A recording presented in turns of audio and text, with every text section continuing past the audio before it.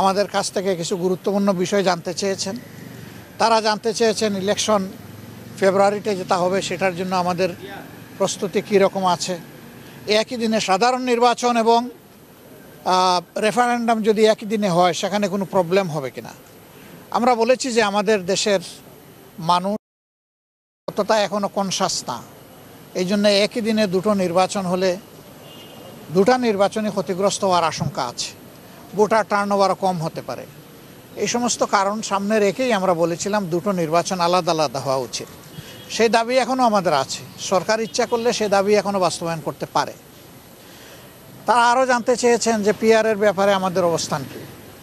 আমরা বলেছি যে পিআর আমাদের দাবি, আমরা এটা জনগণের জন্য করেছি, দলের জন্য নয়। এমনকি আমরা যদি জনগণের ভোটে নির্বাচিত হয়ে আল্লাহর ইচ্ছায় ক্ষমতায় যাই, ক্ষমতায় তো আমরা বলি না, দেশ সেবার সুযোগ পাই, তাহলে আমরা তখনও পিআর বাস্তবায়নে আন্তরিকতার পরিচয় দেব। তখন এটা হবে না যে আমরা তো জিতে গেছি, এখন আর পিআরের দরকার কি, অতীতের যে কালচার এটাকে আমরা পাল্টে দিতে চাই। মানুষ এখন অনেক রাজনৈতিক দলের কমিটমেন্টের উপরে আস্থা রাখে না, বলে যে আপনারা আগে তো গিয়েছেন ক্ষমতায়, আমরা দেখেছি আপনারা তো কমিটমেন্ট রক্ষা করেন না। এই যে একটা ব্যাড কালচার হয়ে গেছে, এটাকে পাল্টানোর দায়িত্ব কাউকে না কাউকে নিতে হবে, সেই দায়িত্বটা আমরাই নিতে চাই, আপনারা দোয়া করবেন। তারপরে তারা জানতে চেয়েছেন সমাজের বিভিন্ন অংশের মানুষের প্রতিনিধিত্ব কিভাবে হবে, সকল মানুষের সিকিউরিটি কিভাবে নিশ্চিত হবে, রোহিঙ্গা সমস্যার সমাধানটা কিভাবে হবে, এ নিয়ে আমাদের কি চিন্তা ভাবনা। নির্বাচন পরবর্তী সময়ে যদি আমরা নির্বাচিত হই তাইলে প্রথম 100 দিনে আমাদের জনগণের প্রতি কি বক্তব্য থাকবে, কি করণীয় থাকবে, এই বিষয়গুলো তারা আমাদের কাছে জানতে চেয়েছে। তো আমরা বলেছি যে আমাদের সব কিছুই ফ্রেম করা আছে, আমরা ওয়ান টাইম যখন যেটা প্রযোজ্য সেটা আমরা সামনে রিলিজ করব। তারা আমাদের ম্যানিফেস্টোতে কিছু জিনিস দেখতে চান, আমরা বলেছি অলরেডি এগুলো আমরা ইনক্লুড করে নিয়েছি। তারা বাংলাদেশকে একটা ইনক্লুসিভ বাংলাদেশ দেখতে চান। আমরা তাদেরকে বলেছি আল্লাহ তাআলার ইচ্ছা এবং জনগণের ভালোবাসায় আমরা নির্বাচিত হলে সেই ইনক্লুসিভ বাংলাদেশই আমরা গড়ব ইনশাআল্লাহ। আমরা কোনো দলকেই বাদ দেব না।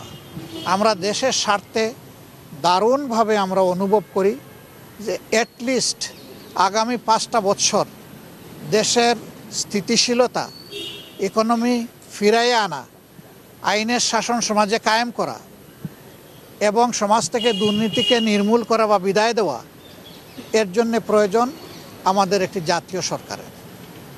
আমরা নির্বাচিত হলে সেই সরকারটাই গঠন করব। যারা এখানে অংশগ্রহণ করবেন তাদের কাছে শুধু 2টা জিনিসই আমরা প্রত্যাশা করব।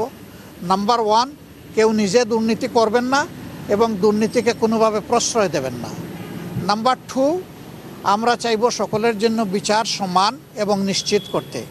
এই ব্যাপারে কোনো ধরনের হস্তক্ষেপ কেউ করবেন না রাজনৈতিকভাবে। মিনিমাম এই 2টা জিনিসের ব্যাপারে যারা একমত হবেন তাদেরকে নিয়ে আমরা সরকার গঠন করার জন্য আমরা আগ্রহী। আমাদের আপত্তি নাই না, আমরা আগ্রহী, সেটা দেশের স্বার্থে। এমনকি আল্লাহ যদি ইচ্ছা হয় যে 200 আসনেও আমরা বিজয়ী হয়ে যাই, তারপরে আমরা এটি করব ইনশাল্লাহ। এবং দেশবাসীকে আমরা আশ্বস্ত করতে চাই, অতীতে যা হয়েছে হয়েছে, এখন সারা দেশবাসী আমরা ঐক্যবদ্ধ দেশের স্বার্থে, আমাদের আগামীর প্রজন্মের স্বার্থে। যুব সমাজের যে অ্যাসপিরেশন, তাদের যে আকাঙ্ক্ষা, এই আকাঙ্ক্ষা কোনোভাবে যাতে ব্যাহত এবং আহত না হয় সেই ব্যাপারে আমরা দারুণ শ্রদ্ধাশীল।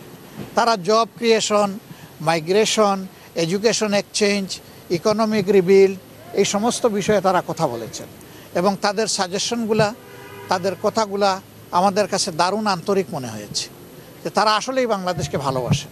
তারা একটা বাংলাদেশকে বেটার বাংলাদেশ হিসাবে আগামীতে দেখতে চান। আমরা যেন দেশ এবং বিদেশের সকলের আশা আকাঙ্ক্ষাকে আমরা সম্মান করতে পারি এবং সকলের আশা বাস্তবায়ন হয়, আপনারা দোয়া করবেন। আমরা আমাদের রাজনীতি দলের জন্য করি না, ব্যক্তির জন্য করি না, আমাদের রাজনীতি জনগণের জন্য, এবং এটা আমরা কথায় নয় কাজেই প্রমাণ দিতে চাই।